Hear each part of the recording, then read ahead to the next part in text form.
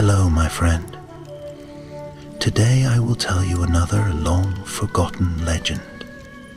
Close your eyes and let the magic transport you to Middle-earth. Our journey begins. In the farthest reaches of Mordor, where the mountains stood jagged like the teeth of a devouring beast, and the air was thick with the breath of ancient fire, there was a place where even the servants of the Dark Lord feared to tread. The valley of Cirith Ungol, a broken pathway winding up the mountainside, held a secret far older than the towers of Barad-dûr or the fortress of Minas Morgul. It was a secret spun in shadow, woven in hunger, and whispered in the dread-dewed minds of those who had wandered too far and never returned. And at the heart of this darkness, beneath stone blackened by the echoes of ages past, there was a web vast and terrible, its strands thick as ship ropes, stretching from rock to rock in a great, ghostly lattice. It gleamed like silver in the dimness, though no light touched it, for the light in this place was weak and weary. And upon this web a shadow moved, a shadow with legs like pillars and eyes like burning coals gleaming in the abyss, a shadow that did not merely hunt but waited, that did not merely kill but savored. Shelob, last daughter of Ungoliant, spun her endless hunger into silk, her body a fortress of malice and gluttony, her mind a place of whispered cruelty. She was no mere beast of fang and venom, no common hunter of flesh. She was something far older, something that had known the deep wells of night before the first sun rose, and now she waited, as she always had, for the next fool to stumble into her trap. Far below, in the blackened fields beyond the mountain pass, a company of orcs marched beneath the dim sky, their armor clinking, their weapons dull with rust and filth. Their task had been given by a master who did not tolerate failure, and so they did not speak of their fear, but fear walked among them, unseen, crouching on their shoulders, whispering in their ears. The leader of this band, a grizzled captain named Gor-Zug, was not a stranger to terror. He had fought in the long wars, had seen men and elves and even wretched dwarves cut down beneath his blade. But this was different. This was not war. This was something worse. A summons into the dark. They had been sent by the mouth of Sauron himself, that twisted servant of the Great Eye, who spoke in a voice that curdled the blood and commanded with a will that could not be refused. The orders had been clear. Retrieve what was lost. Bring it back to the tower. Do not fail. But no one had spoken of what lay beyond the mountain pass. No one had spoken of the thing that ruled the tunnels. No one had needed to. As the company drew closer to the entrance of the pass, the sky above them seemed to dim, as if the very air recoiled from what lay ahead. The wind was gone, the dust lay still, and the great arch of stone that marked the threshold of Cirith Ungol loomed before them, vast and ancient, like the gaping mouth of some sleeping horror. One of the younger orcs, a thin, rat-faced creature named Scrack, muttered under his breath, "Ain't right, this. Feels cursed." Gor-Zug shot him a look, his yellowed eyes narrowing. "Shut it. Orders are orders." Another orc, broader and duller in the eyes, grunted. "Ain't no one ever come back from here." "Then we won't be no one," Gorzug snapped. "Now move." The company trudged forward, passing beneath the arch, their footsteps muffled by the thick silence. It was not the silence of the open plains, where wind and distance made the world quiet. This was something deeper, something alive. The tunnel mouth yawned before them, its blackness swallowing the last pale light of Mordor's sky. The stone was cold, damp with a breath that was not wind, but something worse, something old and stagnant, something that had been waiting. As they stepped inside, the world changed. The air pressed down on them, thick with unseen strands, like the strands of some vast and invisible web. The darkness curled around them, wrapping their vision in shifting, suffocating gloom. And far above, though they did not see it, the shadow upon the web stirred. Shelob knew they had come. She could taste them in the air, could feel their trembling movements through the web of her lair. The little scuttling things, walking on two legs, pretending to be mighty. Oh, she knew their kind well. She had fed on their flesh before, had pierced their skin with her fangs and watched them struggle, felt their hearts slow as her venom took hold. They thought they were hunters. They did not know that they were prey. The orcs moved forward, their torches flickering weakly, as if the very fire feared to shine in this place. The tunnel walls were lined with old strands of web, some broken and hanging like tattered banners of war long lost. Bones lay scattered in corners, some stripped clean, some still wrapped in silk, faces frozen in silent, eternal screams. Skrak swallowed hard. Something's watching. Gorzug didn't look at him. He didn't need to. He could feel it too, the weight of something unseen, pressing down, crawling in the dark where eyes could not follow. A skittering sound echoed somewhere ahead, a dry, whispering movement, as if something vast had shifted ever so slightly. The torches sputtered, the air growing colder. Another orc, this one missing part of his ear, tightened his grip on his sword. "Not natural," he muttered. They walked deeper and deeper. The tunnel seemed to stretch endlessly, twisting in directions that defied reason. The darkness thickened, swallowing sound, devouring light.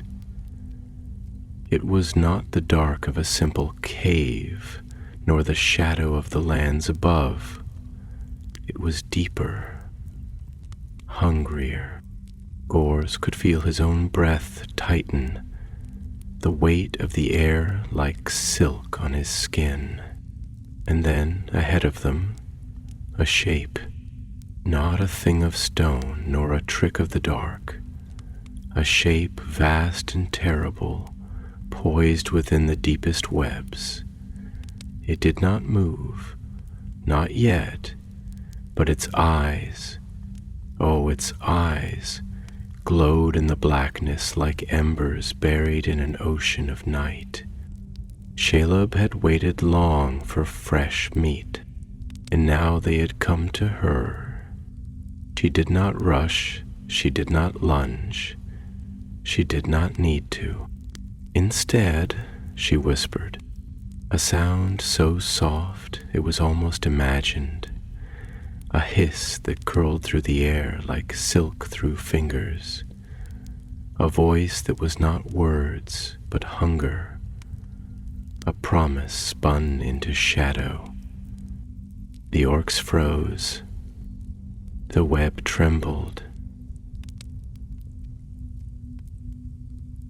And then the first of them screamed. The scream tore through the suffocating darkness like a blade through old, brittle cloth, but the sound did not travel far. It was swallowed almost immediately by the thick, oppressive air, absorbed into the web-strung silence of the tunnel, as if even the walls and the unseen strands overhead wished to keep it secret. The echoes did not return. They were devoured by the unseen mouth of this place, leaving nothing but the cold, waiting stillness. The orc who had screamed, a lean, hunched creature called Mazgul, stood trembling, his jagged sword held out before him, though the blade wavered in his grip as if he could barely control his own hands. His breath came in short, shuddering gasps, the kind of breath that no longer believed in escape, that had already begun the slow collapse toward despair. Gorge turned to him sharply, his face twisting in anger, though beneath the anger was something else, something cold and quiet, something clawing at the back of his mind with fingers of ice. "Shut your mouth, you fool," he hissed, his voice hoarse and low, though the sound of it felt too small, too fragile in the endless dark. "If you scream like that again, you'll be calling for death, like a dog begging for scraps." He did not raise his voice. He did not have to. The weight of the air did it for him. It pressed down on Mazgul's shoulders like unseen hands, bending him into silence. But the fear did not fade. It only deepened, thickening like the webs that clung to the tunnel walls, each strand gleaming with a pale, sickly light that seemed to pulse, as if the darkness itself had veins, as if the lifeblood of this place was some slow-moving, glistening thing, waiting beneath the surface, biding its time. Scrack, the thin-faced orc with eyes too large for his skull, swallowed hard, his bony fingers tightening around the hilt of his dagger. He stepped closer to Gorzug, though his movements were hesitant, uncertain, like a man creeping along a crumbling ledge, aware that the wrong breath could send him plummeting. This place is wrong," he whispered. Though his voice barely carried, he licked his lips, glancing around at the shadows that pressed in like walls, as if expecting them to move, to shift, to crawl. "I can feel it in my bones, Captain. It's not just dark, it's hungry. I swear the air itself is pressing against me, like it wants to keep us here, like it wants to taste us."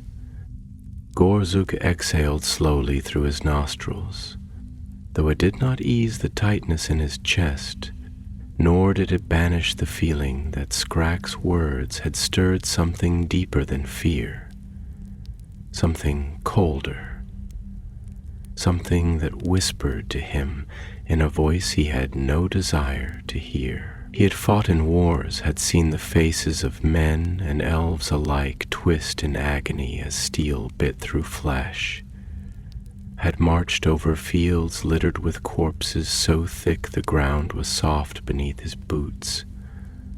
But there was something different about this. Those were battles. This was a graveyard.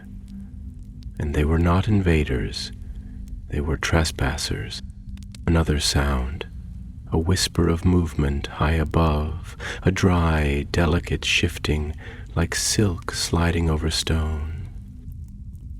Gorzug's gaze snapped upward, though his eyes met only the vast blackness of the tunnel's ceiling. But something was there. He could feel it, the weight of it, the presence, watching, waiting. He clenched his jaw, gripping his axe tighter, though he did not swing it, did not lash out into the dark. Not yet. One of the other orcs, a brute called Ugluk, snorted, though the sound was brittle, forced. "You lot are worse than old crones, jumping at shadows like children. It's a cave. Caves are dark. Caves are quiet. We've been in worse." He turned toward Gorzuk, though even he, for all his bravado, kept his voice low, as if he too could feel the air listening. "We should keep moving. The faster we're in, the faster we're out." Gorzuk hesitated. He knew Ugluk was right. Standing still was no better than kneeling before the executioner's block. And yet, every instinct in his body told him that to move forward was not simply to risk danger. It was to walk willingly into the mouth of something far older, far crueler than anything he had ever faced. He exhaled through his teeth, the sound barely more than a sigh, and took the first step. "Move," he muttered. "No more talking, just move." The company advanced, their footsteps muffled by the thick layer of silk-like strands that lay across the floor, sticky and clinging to their boots like the remnants of something half digested. The tunnel walls curved inward as they moved, the space narrowing, the air growing thicker, colder, almost damp, though no water dripped from the stone. It was not the dampness of moisture, it was the dampness of breath, of something close, something unseen. The silence deepened. No wind stirred. No sound of distant footsteps echoed. It was the kind of silence that did not exist in the living world, the kind of silence that made a man wonder if he was already dead, if he had stepped unknowingly into the abyss, if he would ever hear his own voice again. Then the air changed, a movement, a whispering, sliding sound, not above, behind. The torches flickered, the flame struggling as if something unseen had brushed against it, as if the very light was afraid to stand in this place any longer. Gorzuk turned sharply, his axe half raised, but the tunnel behind them was the same as before, empty, yawning, endless. And yet he knew, with the certainty of a man standing at the edge of a precipice, that something was there. The others felt it too. He could see it in the way their shoulders hunched, in the way their weapons trembled, in the way their eyes darted to the edges of the torchlight, searching for shapes that they could not see but could feel, pressing close, just beyond reach. Mazgul licked his lips. His voice was barely more than a breath. "It's playing with us." Skrok, shaking now, spoke through clenched teeth. "It's watching. It knows. It knows we don't belong here." And then the voice came. Not a voice of words, not a voice of language, but a voice of hunger, a whispering hiss, curling through the blackness like a thread of silk spun in the air, a sound that slithered, that coiled, that wrapped itself around their ears and minds and throats. It was not a growl, it was not a roar, it was something worse. It was amusement, a terrible, ancient amusement, the sound of a predator that did not rush to kill, that did not strike in desperation, but that took pleasure in the slow, inevitable collapse of its prey. It was a voice that had spoken to men and elves and orcs alike across countless years, across countless deaths, a voice that had filled the darkness of this place since before the world had changed. before towers had risen, before wars had been fought. And it said, without words, without language, run if you like, struggle if you wish. It will not matter, because the web had already been spun, and the flies had already been caught. The air, thick and unmoving, seemed to coil around them like unseen tendrils, pressing against their skin, creeping into their mouths as they breathed. It was not the simple staleness of an unvisited cave, nor the damp, suffocating closeness of underground tombs. No, this was something far worse. The air felt sentient, filled with the residue of long-forgotten deaths, as if each breath they took was a piece of something that had been inhaled and exhaled 1,000 times before by those who had walked these tunnels and never returned. It was the air of something waiting, something watching, something infinitely patient. Gors clenched his jaw, his teeth grinding slightly, though he did not realize it. His fingers twitched against the rough, sweat-slicked handle of his axe. He was aware, in a way that sat too deep in his bones to ignore, that they were no longer merely walking forward through a tunnel. They were being drawn inward, like leaves circling the maw of a whirlpool, dragged by forces unseen. The space around them seemed to tighten, the darkness closing in, not like a mere absence of light, but like the presence of something vast and waiting just beyond the reach of their torches, something that did not need to reveal itself to be known. The others had stopped speaking. Even Ugluk, who had always been too proud to admit to fear, had drawn his sword in silence.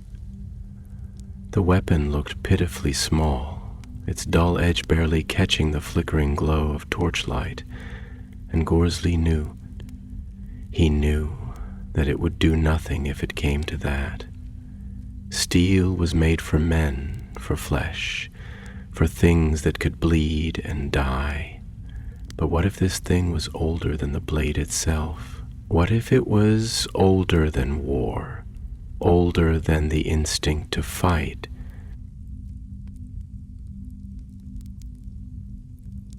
Skruk, his thin frame barely more than a shadow among shadows, spoke at last, though his voice was barely above a whisper.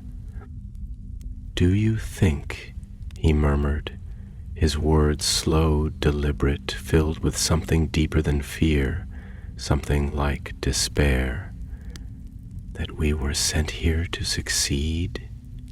His large black eyes flickered toward Gorzug, unreadable. Or were we sent here to disappear? The others tensed at his words, though none dared contradict them. The thought had been lingering, festering in the back of their minds, whispering like the strands of web that brushed against their armor as they walked.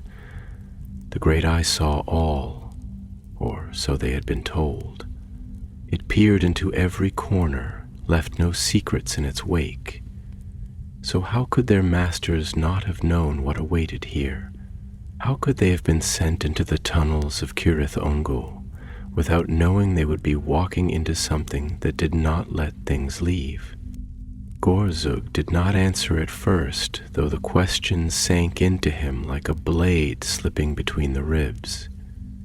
He was a soldier, nothing more, and soldiers followed orders, but he was no fool, and the weight in his chest told him that Skrok had voiced something terrible, something that had been pressing against the edges of his mind like a shadow at the corner of vision.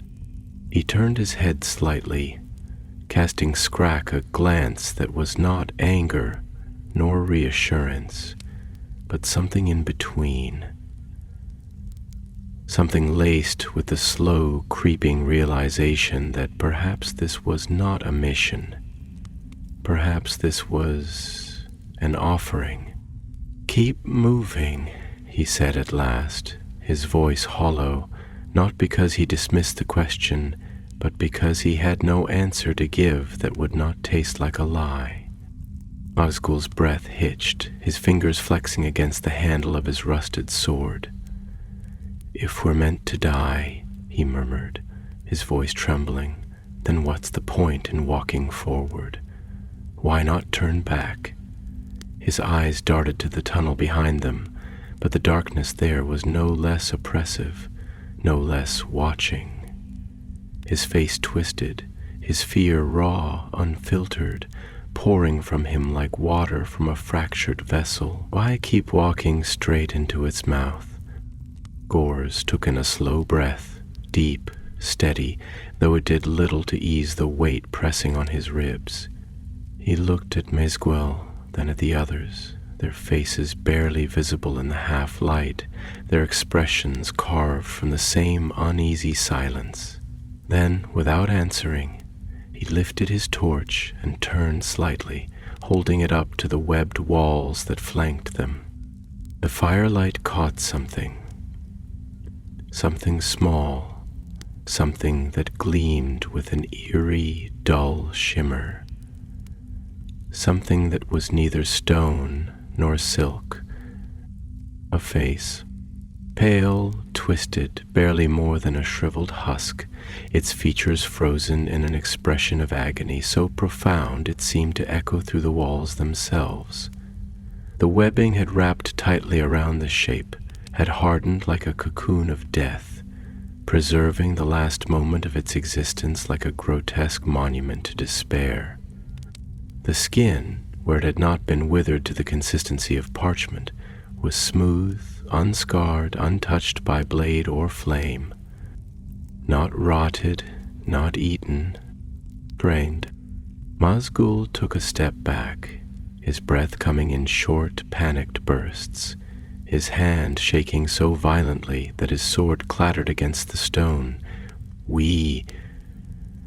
His voice cracked, his words barely more than a whimper. "We're not supposed to be here. We're not..." The sound came again, a whisper of silk, a rustle, not above, behind, slowly, as if afraid to move too quickly, afraid to be noticed, afraid that their mere awareness would be enough to trigger the hunger that lurked in the unseen places. They turned, and there, at the farthest edge of the torchlight, just beyond where the flames flickered their dying glow, eyes, a cluster of them, gleaming black as the deepest wells of night, large and glistening, reflecting the dim, trembling firelight like darkened mirrors.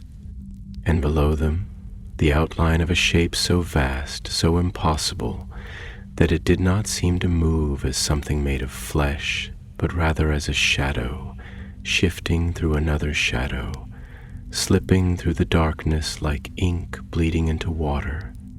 The torchlight faltered, flickering as if the air itself had grown heavier. Then the eyes blinked, and the world collapsed into movement. Silk strands lashed from the ceiling with impossible speed, snapping through the air like the crack of a whip, curling around Nazgul before he could even scream. His body jerked backward, limbs flailing, his sword clattering to the ground as his mouth opened wide, but no sound came. The others stood frozen, their legs refusing to move, their bodies locked in place, because they could see it now, truly see it. Her, Shelob, vast and ancient, her legs moving with an elegance that belied their monstrous size, her body shifting, her fangs glistening with venom so thick it dripped like sap from the tips. She did not lunge, did not strike in rage or desperation. No, she was not like them. She was not a thing of fear. She was a thing of hunger, and she had been waiting. Nazgul was gone before the others could move. Dragged upward, his limbs twitching in silent, convulsing horror as he vanished into the waiting web above, his form lost among the other cocooned corpses that had come before him. Then came the silence, the kind of silence that did not mean safety, but the promise of something worse, and deep within it a whispering sound, not from Shelob herself, but from the very walls, from the silk, from the weight of the endless dark. Run. Run if you like. Run if you wish. It will not matter. The silence that followed was not merely an absence of sound. It was a presence in itself, a suffocating force that pressed into the lungs and stretched the space between heartbeats, making each moment of stillness unbearable.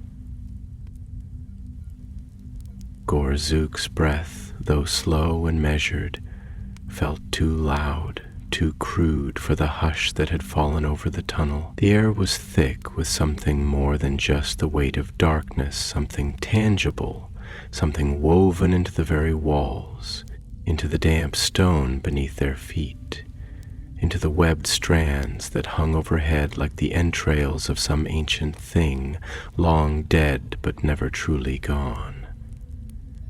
It was as if this place, these tunnels, had swallowed not just Mazgul, but the very memory of him, consuming his presence so fully that it left only a hollow in the world where he had once stood. And the eyes, those terrible gleaming pits of void, were still watching. They had not retreated into the shadows, had not blinked into the safety of the unseen. No, they remained, patient and unwavering, reflecting the dim torchlight in strange liquid gleams, like the surface of deep water glimpsed in the dead of night, concealing depths too terrible to comprehend. Shelob did not move as a beast would, did not lurch or charge or shriek in anger. There was no need. She had patience. She had all the time in the world. Scrack swallowed audibly, his breath ragged, uneven, his thin fingers clenched around the hilt of his dagger so tightly that his knuckles had turned the color of bone. He was not speaking, but his mouth moved as if shaping words that never found sound, as if his mind, overwhelmed by fear, was struggling to hold onto thought itself. And perhaps that was the worst part of it, not the certainty of death, nor the knowledge that they were hopelessly outmatched, but the slow erosion of control. This thing, this monstrous shadow, did not need to kill them, not yet. It could wait. It could unravel them piece by piece, strand by strand, until their minds snapped like the threads of an old web. And Gorzuk could feel it happening. Something inside him, something solid, something that had always been there, some core of himself that had carried him through battle, through blood, through war and the slaughter of thousands, was beginning to fray at the edges. He had always believed himself to be above such things, above fear, above the gnawing, creeping terror that took hold of lesser creatures. But now, standing beneath that cold, glistening gaze, he understood the truth. There were things in this world that war could not prepare a soldier for.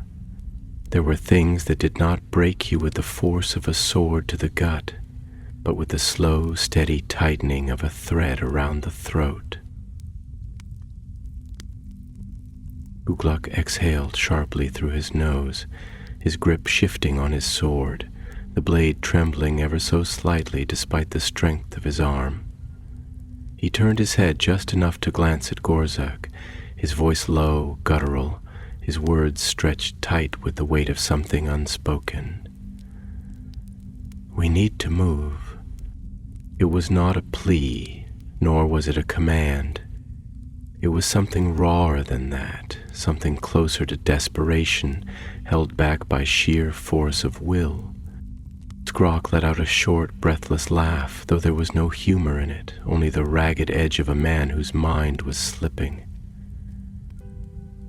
"Move," he echoed, his voice barely above a whisper. He took a step back, the torchlight flickering wildly as the flames struggled against the thick air. His expression was stretched too thin, his eyes darting between the web-strung ceiling, the darkness ahead, the monstrous shape lingering just beyond reach. Move where, exactly? Forward where it waits? Back where it still waits? Does it even matter? Do you think there's a way out? He shook his head, a bitter, strangled sound leaving his throat. You feel it, don't you? That pull. It's like we're already caught. Like we've been caught since the moment we stepped inside. Like we were never really walking by our own will in the first place. Gors turned toward him, his jaw tight, his fingers flexing against the handle of his axe. "Enough," he said, his voice quiet but firm, though even he could hear the way it strained at the edges, how it threatened to crack if he let it go unchecked. You don't talk like that, not now." Skrak let out another short laugh, shaking his head. "Not now." His eyes darted toward the ceiling again, his whole body twitching, as if expecting something to drop on him at any moment. "Then when, Captain? When we're all strung up like flies? When we're still alive, but can't move, can't breathe, can't do anything but wait?" Ugluk stepped forward suddenly, grabbing Skrak by the front of his armor and shaking him once, hard enough to send a dull clatter through the tunnel, the sound of metal against metal echoing briefly before being swallowed once more by the waiting silence. "Shut your mouth," Ugluk growled, his voice low, dangerous. His eyes, usually sharp with cruelty, were filled with something else now, something closer to pleading. "You think I don't feel it too? You think I don't know what this place is? But you don't talk like that. You don't let it take you before it takes you. You keep walking, you keep moving, you keep thinking like you still have a choice." Skrak did not respond, only swallowed again, his throat bobbing, his shoulders still trembling beneath Ugluk's grip. For a moment there was nothing. No movement, no breath. Just the sound of the torch flames crackling weakly in the heavy air, struggling against the weight of something unseen. Then the silence was broken, a slow, deliberate sound, a clicking, a shifting, and from the dark above, a thread of silk drifted downward, so thin it was nearly invisible, floating soundlessly toward the ground, trailing from something unseen, something that had moved, something that had begun to stir in earnest. And that was enough. Gors did not speak, did not need to. His body reacted before his mind could think, before reason could tell him that to run was useless, that there was no escape. He turned sharply, his boots grinding against the stone, his torch flaring as he began to move. "Go," he barked, though his voice felt small, felt distant. "Now!" Ugluk shoved Skrak forward, then turned to follow, his own torchlight streaking through the tunnel walls as the company broke into motion, their steps quick, frantic, reckless. The air seemed to shudder, a ripple of movement passing through the tunnel, through the very walls, through the webbed strands that hung above them like the remains of things long forgotten, and behind them, the darkness itself moved. Not like a shifting shadow, not like a trick of the eye, but like something immense, something vast and gliding, something that did not need to rush because it had already won. Shelob followed, not with a lunge, not with a shriek of hunger, but with patience, with certainty, with the knowing inevitability of a predator that had already spun its trap. And somewhere in the blackness ahead, past the twisting tunnels that seemed to stretch forever, past the broken minds of the countless who had come before them, there was a truth waiting to be discovered. That running was not escape. That movement was not freedom. That the web had already been spun, and there was no way out.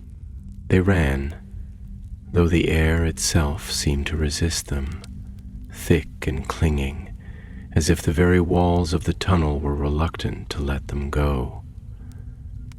The ground beneath their boots was uneven, a patchwork of slick stone and the tangled remnants of old webs that had collapsed into dust, sticking to their armor like the remnants of long-forgotten prey. Their torches flickered, the flames dancing wildly in the stale air, as though they too knew they were out of place, as though even fire could feel fear. The tunnel curved sharply, twisting in upon itself like the coils of some ancient beast, and Gorzuki could feel, deep in his marrow, that they were not escaping. The air pressed against him, pressing into his ribs, into his lungs, the unseen threads of some greater design tightening around him with every step. There was no up or down, no sense of distance, only the narrowing, the tightening, the slow, inevitable funneling towards some end he could not yet see. Skrok was breathing too fast, his thin chest heaving as his dagger quivered in his grip. And for the first time since Gordic had known him, he looked not like a rat scuttling from danger, but like a thing caught in the talons of some great winged predator, twisting in vain against the claws that had already closed. His words, when they came, were breathless, frantic, yet stretched beneath them was something deeper than panic, something like a realization long kept at bay, and now spilling forth in gasps between each stride. This isn't just hunger, Skrok wheezed, his voice barely carrying over the sound of their boots striking stone. It's not just another beast, another thing that kills, because that's what things do. This is something else. This place, this thing, it's not just eating us. It's not just hunting. His eyes darted toward Gorzug, wild and sharp, glistening with something almost like understanding, though it was the kind of understanding that breaks a man rather than saves him. It's playing. Gorz gritted his teeth, refusing to let those words settle, refusing to let them root themselves in his mind the way they so clearly had in Skrok's. He knew the truth of them, of course. He had known from the moment they stepped into this forsaken place, from the moment the first whisper of silk had drifted through the air, from the moment he had felt the pull, the weight of something unseen bending them, shaping them, guiding them deeper. He had known, but knowledge was not survival. His grip tightened around his axe, and his voice, when it came, was rough, scraped raw by something more than just exhaustion. Then stop talking about it like a scholar pissing himself over some mystery. Stop putting words to it. Stop making it real in your head. If it's playing, don't play, just move. But even as he spoke, even as he forced himself to keep moving, keep pushing forward, he felt it. That unseen presence, vast and patient, moving just beyond the edge of their sight, a pressure curling through the walls like the slow stretching of some great and endless web. It was there, behind them, beside them, above them, beneath them, shifting through the tunnels as effortlessly as a breeze through the leaves of a dying forest. And then came the sound, not the skittering rustle of legs upon stone, not the clicking of mandibles snapping shut on empty air, not even the slow, whispering movement of silk drifting down from the abyss above. No, it was something worse, a breath, slow, measured, felt rather than heard, as if the tunnel itself had exhaled, as if the darkness had drawn close enough to brush against their skin, close enough to taste them. Skrock faltered. His body jerked as if an unseen hand had gripped his shoulder, as if he had been struck by something not physical but profound. A realization so vast it left no room for movement, no room for anything but terror. "We're already caught," he murmured, the words spilling from his lips unbidden, as if they had not come from his own mind, but from something else, something whispering just beneath the surface of his thoughts. "We've been caught since the moment we walked in, we just didn't know it yet."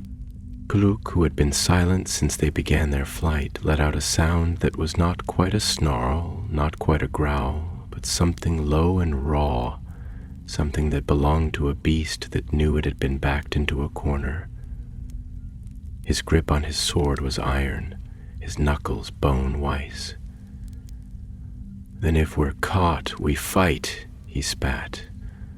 And for a moment, for the briefest moment, there was something in his voice that almost sounded like conviction. But conviction was a fragile thing in the face of inevitability. And then the world shifted. The walls, slick with unseen threads, moved. Not stone, not earth, but something else. Something woven, something bending, tightening, pulling. The air trembled, the torches flickered, and in that instant, that single stretched moment where the weight of realization came crashing down upon them, they knew the web had already closed. The tunnel ahead of them collapsed, not in the way stone collapses, not in the way a cave-in buries the unlucky beneath an avalanche of rubble, but in the way a mouth closes, in the way silk folds inward upon itself, in the way a cocoon wraps around something still alive. And there, from the depths of the dark, from the place where their path should have been, a shape descended, fast, glistening, legs folding in a slow, deliberate movement, fangs slick with venom that shimmered like oil in the dim, failing light. The eyes, clustered, black, unblinking, drank in their fear, reflected them back in infinite, twisted echoes. Shelob did not lunge. She did not strike. She simply waited. And Gorzug knew, in the way a dying man knows the end before it comes, in the way a soldier hears the silence before an arrow finds his throat, that this was not hesitation. It was patience. She was waiting for them to understand, for them to see, to feel, to know with every fiber of their trembling bodies that there was no escape, that there had never been escape, that they had walked willingly into the web, thinking themselves hunters, when all along they had been nothing but flies. And at last, at long last, the game had ended, and the feast could begin. The torchlight flickered, its trembling glow casting elongated, feverish shadows against the silk-bound walls, its frail luminance struggling against the thick, consuming blackness that pressed in from all sides like an ocean of ink, vast and suffocating. The very air seemed to rebel against them, thick with the stagnant scent of old death, of flesh long since drained, of web saturated with the essence of all that had come before, of fear lingering in the very fabric of the cavern, soaked into the silk like blood into cloth.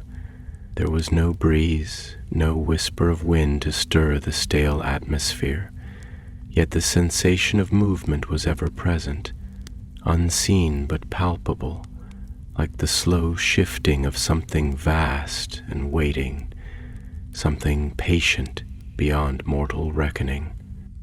The weight of it settled upon them, not just the horror of the thing before them, but the profound and devastating knowledge of their own irrelevance, their own helplessness. They were not warriors in this place, not soldiers of the Dark Lord, not creatures bred for war, but something smaller, something piteous and weak, something that had wandered into a world that did not recognize them as anything more than prey. And Shelob, vast and ancient, crouched before them like the shadow of a nightmare-given form, her massive, glistening legs folded with the ease of inevitability, her dark, soulless eyes drinking in their fear, her body still and unmoving, as though savoring this final moment. The moment before the kill, the moment before her web tightened completely around their minds as surely as it would around their flesh. Gorzug swallowed, though his throat was dry, his breath barely more than a rasp of air against his teeth. His mind so accustomed to battle, to the predictability of violence, of strength measured in steel and blood, could not comprehend what lay before him. Swords did not matter here. Strength did not matter. The laws of the world, the laws of war, the very laws of survival had been unraveled, their threads plucked apart with the delicate patience of something that had existed long before such things had meaning.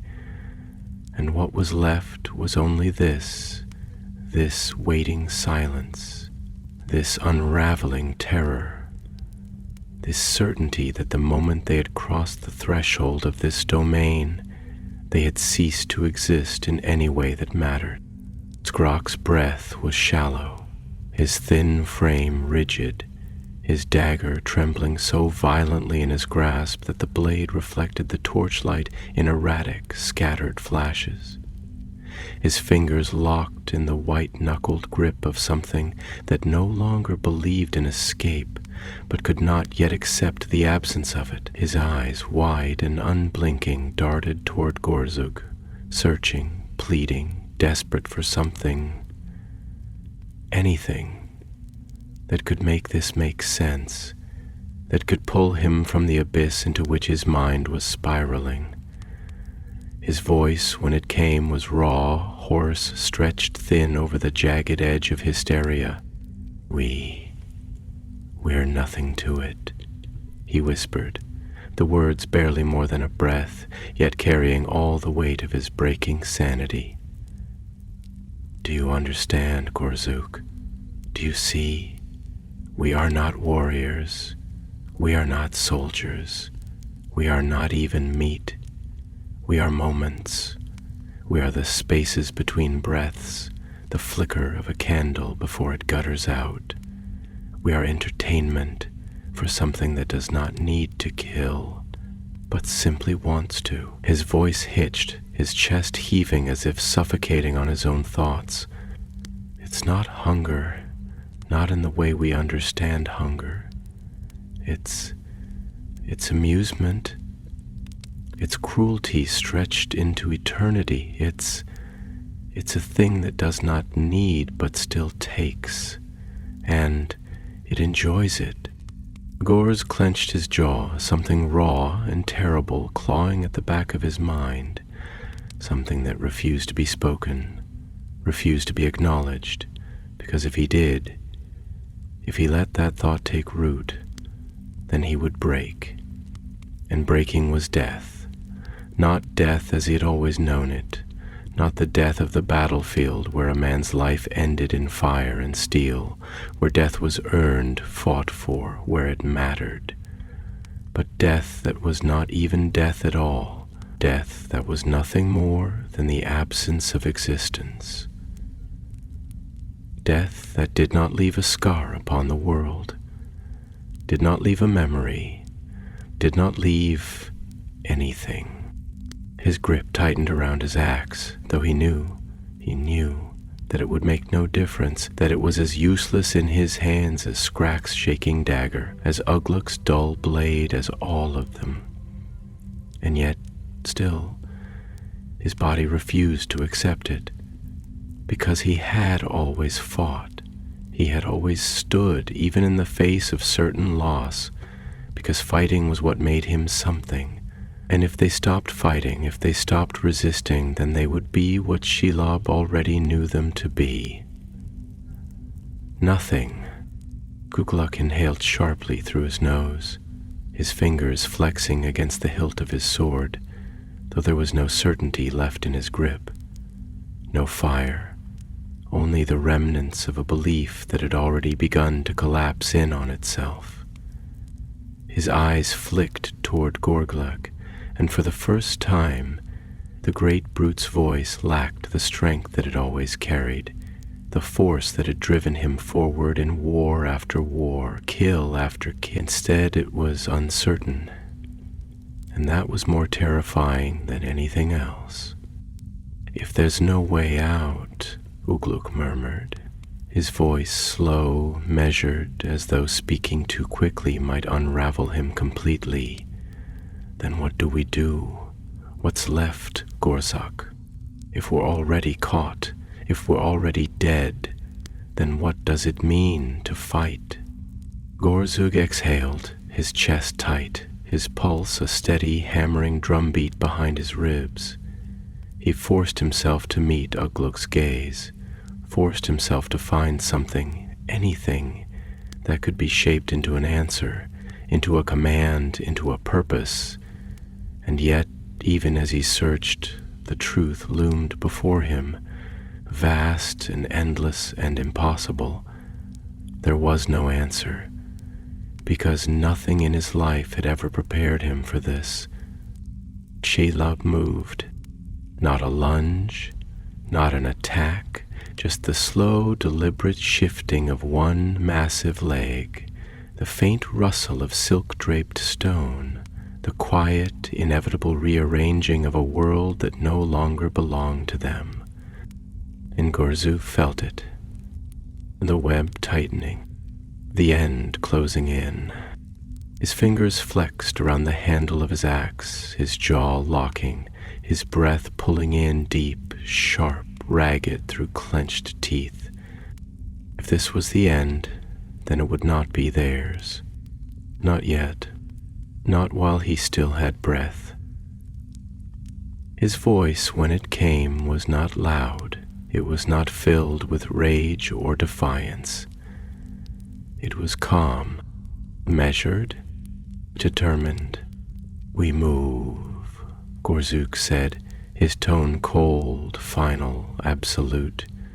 "We move, and we fight, and we do not let it have us like this. We do not give it what it wants. We do not let it see us break. We do not let it win before we are dead." Scrack let out a sharp, bitter laugh, a sound edged with hysteria. "And when we're dead," he rasped, shaking his head, "what then, Gorzug? What does it matter?" Gorzug exhaled, his grip steady, his eyes locked on Shelob's vast, motionless form, the darkness that breathed around her. "Because we were meant to die as nothing," he said quietly, his voice steady, sharp as a blade drawn in the silence. "But we don't have to." Then, without another word, without another moment of hesitation, he moved, and the web shuddered in response. The moment Gorzug moved, the world around them seemed to lurch. not as if he had changed its course, but as if he had merely caused it to acknowledge him, to turn its great, unblinking eye toward this final struggle before it closed its mouth and swallowed them whole. The air itself thickened, no longer merely heavy but dense, suffocating, clinging to their skin like unseen fingers, as if the darkness itself had begun to take shape, winding around them, tightening, pulling them deeper into the vast silken graveyard of those who had come before. It was a world not merely of death, but of dissolution, of things forgotten, of struggles that had never mattered, where time did not march forward but only spiraled inward, wrapping its victims in unseen threads until they were no longer even a memory. The torch in Gorzug's grip guttered as he pushed forward, the flame barely more than a whisper against the all-assuming void, flickering as if protesting, as if struggling against something that was not merely wind, but intent. As if the very air in this place sought to erase light, to unmake it, to smother it before it could burn too brightly.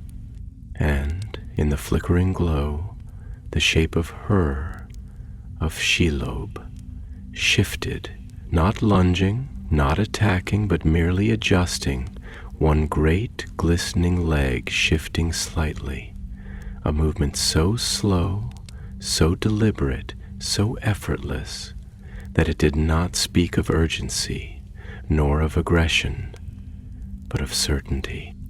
She was waiting. She was allowing them to move, to run, to fight, because she knew it was meaningless.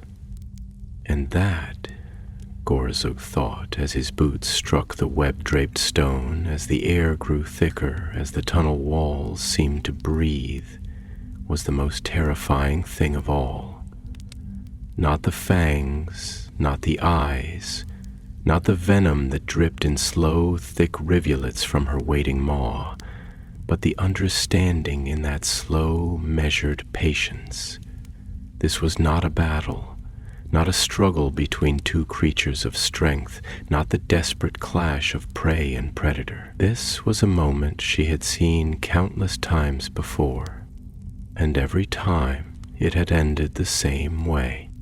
Skrok's breath came in short, ragged gasps beside him, his movements frantic, erratic, his limbs twitching with every step, as if his body was at war with itself, as if some primal part of his mind had already given up, had already decided that running was foolish, that moving was only prolonging what had already been decided. His dagger, still clutched in his skeletal fingers, was useless, a child's toy in the face of something so ancient, so vast, that it had no concept of fear. And yet he ran, stumbling, breath hitching, his mouth forming words that had no shape, thoughts spilling from his lips like unraveling thread. We don't belong here, he gasped, shaking his head, as if trying to deny the reality of his own steps, as if trying to convince himself that there was still some part of this nightmare that was not real. This isn't the world, Gorzug. This isn't like anything we've ever seen. It doesn't care about us, doesn't even see us as living things. You feel it, don't you? It's not just watching us, not just waiting for us to break. It's already made up its mind. It's decided that we're done, that we're... Shut up, Gorzug snarled, his voice more ragged than he meant it to be, harsher, not out of anger, but out of desperation, because Skrok was right and the truth of it was pressing in on him from all sides, winding into his muscles, curling into his spine, gnawing at the edges of his thoughts. He had spent his life fighting wars, spent his life taking control, if not of the battlefield, then at least of himself, of his own death, of his own choices, and now, That control was gone, stripped away, reduced to nothing. His feet slammed against the stone as they moved faster, deeper, his mind racing, searching, grasping for something, anything, any reason to believe that this was still a fight, that there was still a way out, even as the tunnel twisted ahead of them, its path narrowing, its walls closing, its air thickening until breathing felt like drinking in something not quite solid, not quite liquid, but something living, something spun from the same threads that lined the cavern walls, something that had already begun to claim them. Gluck's voice broke through the suffocating silence, low and dark and shaking with a fury that was not rage, but fear, deep and hollow, buried beneath the layers of a warrior's pride. "We keep moving," he growled, but even as he said it, even as his heavy boots pounded against the webbed ground, his words were not spoken to them, but to himself. A mantra against something clawing at the back of his thoughts, something he did not yet want to name. We move because we have to. We move because the moment we stop, it wins. Scrack let out a broken laugh, bitter and raw, shaking his head even as he stumbled forward. "And if it's already won," he rasped, his breath barely more than a whisper. "What then, Ugluck? What if running is just part of it? What if this—" He gestured wildly to the walls, to the web-choked ceiling, to the endless shifting dark. "Is just another part of the game?" His voice cracked high and sharp, shaking with something too close to the truth. What if running is just how it makes us break? For a moment, just a moment, no one answered. And then the walls moved, not a trick of the light, not an illusion born of fear. They moved. The silk lining the tunnel trembled, strands vibrating, pulsing as if the cavern itself had drawn in a breath. And then, from behind, from where they had come, from the abyss they had tried to leave, came the sound, a whisper, a rustling, clicking, no, many, a chorus of whispers, a symphony of unseen things moving in the blackness, shifting, waiting, closing in. Shelob was not alone. Gord's blood turned to ice. His body moved before his mind could catch up, instinct taking hold, forcing his muscles to push forward, to run, to move. Because if he stopped now, if he let himself think, then he would understand, and if he understood, if he truly understood, then he would never move again. The tunnel twisted ahead, a fork, a choice, left or right, neither path offering anything but more dark, more silk, more waiting. He didn't hesitate. He chose, and the moment his feet left the ground, the web snapped. Not from behind, not from above, from beneath. The floor collapsed beneath them, not stone, not earth, but silk, thin and delicate, stretched tight, a cocoon woven for this exact moment, for this exact second, for the precise instant they had reached the point where choice no longer mattered. The world fell away, their bodies tumbled, weightless, caught, no longer in control, no longer moving by their own will, but drawn, pulled, devoured into deeper tunnels, into deeper dark, into the waiting that had always been beneath their feet. And as they fell, as the light of their torches was extinguished, as the darkness claimed them whole, the whispers laughed, because the game had never been about escape. It had only been about how long it would take them to realize it. They did not hit the ground. There was no bottom, no solid thing waiting to end their fall, no moment of impact where bone would crack and bodies would break, only the unrelenting, spiraling descent into deeper dark, into the folds of a world that did not follow the laws of stone and sky, but instead obeyed the silent, whispering pull of something older, something vast and knowing, something that had been waiting for them since the moment they had stepped across the threshold of this place. The webs took them, not like a net breaking their fall, not like a thing woven to catch and cradle, but like a mouth that swallowed slowly, strands shifting, twisting, wrapping around them, guiding them downward, deeper, further away from light, from sound, from anything that had ever meant safety. It was not a fall in the way that bodies fall through air. It was a being drawn, pulled not by gravity, but by purpose, by the design of something that did not rush, something that let them feel every moment of their own helplessness, let them understand that they were not merely sinking, but being delivered.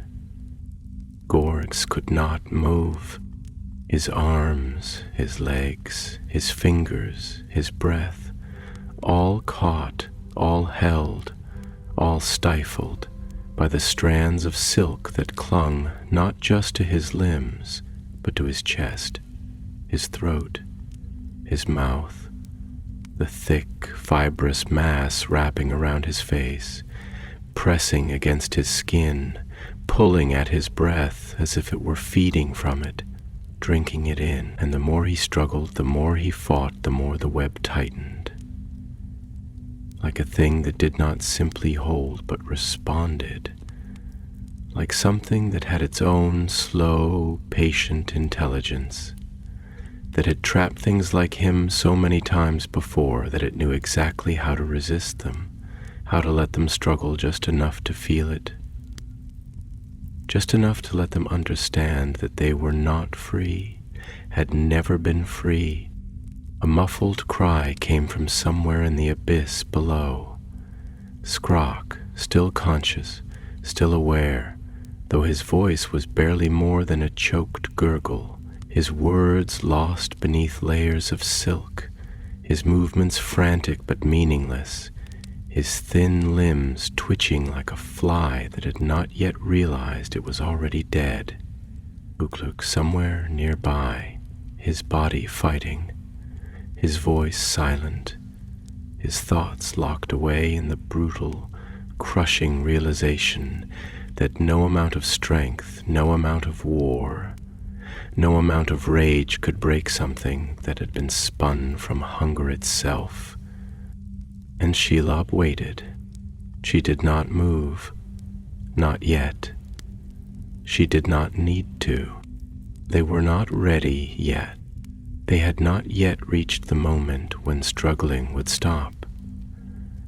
They had not yet reached the moment when their bodies would go still, when their thoughts would slow, when their minds would begin to unravel as easily as a silken thread pulled too tight.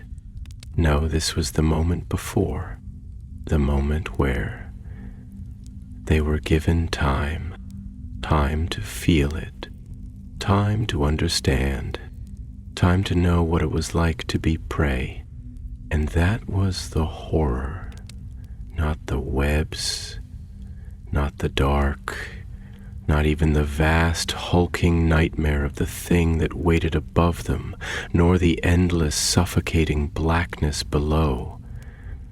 It was this slow unraveling, this awareness that every second was deliberate, that every breath they took had been allowed, that every shudder of terror was part of something larger, part of a process, part of a design spun from the patience of something that had never known fear, had never had to fear, had only ever been the fear itself. The descent slowed, not because they had stopped falling, not because they had been freed, but because the web allowed it. Gorzug's breath hitched, his chest rising in tight, shallow gasps, the air thick, damp, clinging, every inhalation bringing with it the scent of decay, of old deaths, of things that had been emptied, of bodies that had been taken but never removed. The scent of remains, though there were no bones here. There never were, because Shelob did not leave remains. Scruck made a sound, not a word, not a plea, but a sob, a thin, broken sound, the sound of a creature that had been convinced utterly and completely that there was nothing left to fight for.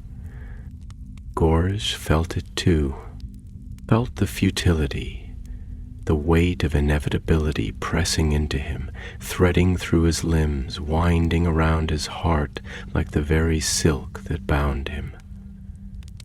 He had spent his life killing, had built himself upon the idea that he was strong, that strength mattered, that there was always a way forward, that there was always another choice. But there was no choice here. This was not a war. This was a feeding, and they were not warriors anymore. They were flies. Ugluk, his voice hoarse, thick with something Guruk had never heard from him before. Not anger, not command, but something closer to acceptance, understanding. Something empty, let out a slow, ragged breath. "It's already over," he murmured, his words soft, lacking the sharpness he had always carried, the edge of a soldier who had always been willing to kill. "We're already gone." Gorzug tried to deny it, tried to force his thoughts into some shape other than defeat, tried to find something, but there was nothing left, because Ugluk was right. It was over. Shelob descended, slow, silent, not rushing, not lunging, simply coming down, lowering herself upon the vast spiraling threads, her enormous form shifting, lowering, her glistening fangs twitching with some deep, primal hunger that had nothing to do with sustenance and everything to do with satisfaction. And in that moment, Gorzuga understood something terrible. This was not about hunger, not just hunger. This was about possession, about ownership, about something so old, so vast, so utterly beyond them that it did not merely eat. It claimed. It took things. It took them, and then, when it was ready, when it had drained away everything that had made them who they were, when it had stripped them of all but the husks of their bodies, it would erase them, and they would be forgotten, not just in death, but in every way that mattered, their lives, their choices, their struggles. None of it would remain. None of it would be remembered. None of it would have ever been at all. They were already gone, and as Shelob's vast, glistening form descended upon them, as the silk tightened, as the last breath of the last orc was drawn into the waiting, hungry dark, the web closed, and they ceased to be. There was no time here. No movement, no sensation that could be measured in the familiar way of living things, no sequence of moments that followed one after another. The descent had ended, yet there had been no impact, no shudder of flesh and bone against solid ground, only the slow, suffocating embrace of the web, the tightening of silk like fingers pressing into skin, as if something unseen had reached out from the walls and wrapped around them, binding them not merely in body but in being. The dark was complete now, not just the absence of light, but the absence of definition, the loss of all shape and certainty, the unraveling of space itself. And somewhere within that void, Gorzug breathed, or thought he did. It was not breath as he had always known it, not the sharp inhalation before a swing of the axe, not the slow exhale of a warrior measuring his moment. It was something thinner, something stretched, something uncertain, like the last breath of a man falling into death, when air becomes no longer a necessity, but a fading memory of what it once meant to be alive. The silk moved, shifting around his limbs like a thing that was not merely wrapped around him, but something that had become part of him, something that was slowly sinking into him, replacing him, rewriting him. He could feel it in his skin, in his bones, in the marrow of his being, a sensation like water slipping into cracks of old wood, filling every space where something had once been solid. His thoughts, once sharp, once filled with the weight of command and certainty, were slipping, dissolving like ink bleeding into fabric. And then from somewhere beyond the strands, somewhere vast and unseen, came the sound. Not words, not language, not a voice as living things understood voices, but something lower, deeper, something that did not need to be spoken aloud to be heard, something that did not whisper into ears but into minds, into flesh, into the space where thought itself was formed. It was not a sound at all, but a presence, a weight upon the air, a breath that was not breath, but knowing, an acknowledgement of what had already happened. Gorz did not move. He could not move, or had he ever moved? He felt Agluk beside him, felt the weight of Skrak's breathing, shallow and fast, felt the shape of the others, their bodies bound, their forms still whole, but not for long, still breathing but already claimed. And yet none of it mattered. Their bodies were still here, but they were not truly. The moment they had entered the tunnel, the moment they had stepped into her web, they had ceased to be. They had ceased to belong to themselves. They had become part of it, part of her.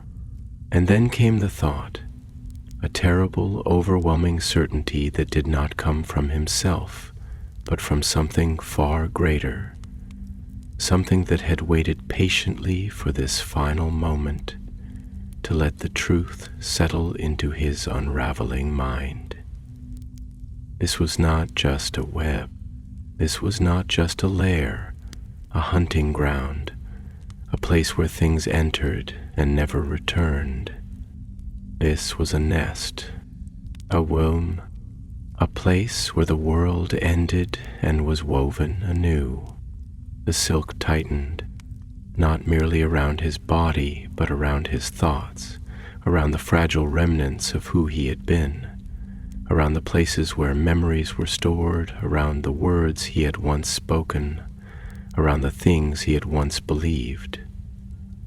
The web was not merely binding him, it was consuming him, breaking him down thread by thread, folding him into something smaller, something less, until soon, very soon, he would be gone.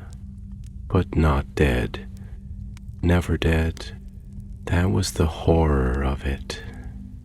That was the truth of it. Shelob did not kill.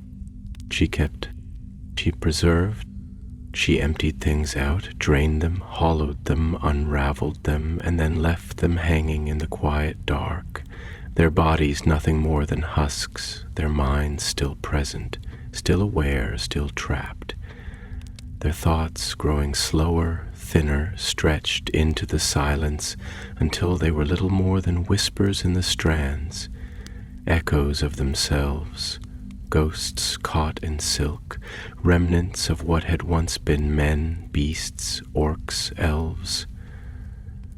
All the same in the end, they were not the first, and they would not be the last. Scrag let out a shuddering breath, his voice barely a sound, more a vibration in the thread that held him, his body already sinking, already diminishing, his words distant, as if they were slipping from a mouth that was already forgetting how to form them. "Do you hear it?" he murmured, his breath uneven, shaking, lost. "Do you hear them?" Gors did not answer, but he did hear them, the voices, the whispers, the endless soft humming of those who had been caught before them, of those who had once been flesh and now were not, of those who had once struggled and screamed and fought and now simply existed, not alive, not dead, just held. It was not words, not cries for help, just breath, slow and stretched, just presence, just the faint, thin remnants of what had once been minds, now spun into the very fabric of the nest, now part of the web forever. And Gorzug knew, in the way that things understand too late, that he, too, was already fading. His name, his purpose, his anger, his will, all of it was slipping, thread by thread, falling into the web, being pulled into the hum, into the whisper, into the endless silence that was not silence at all, but something far worse. And she waited. She did not rush. She did not devour. She simply let them feel it, let them understand, because the game had never been about killing them. The game had never been about eating them. The game had always been about taking them. And the game had already been won. The last of Gorzug's thoughts twisted, stretched, spun, and as the web tightened, as his breath slowed, as the whispering hum of the others welcomed him into the endless dark, he finally, truly understood. This was not a death. This was a weaving, and the web had been waiting for him all along,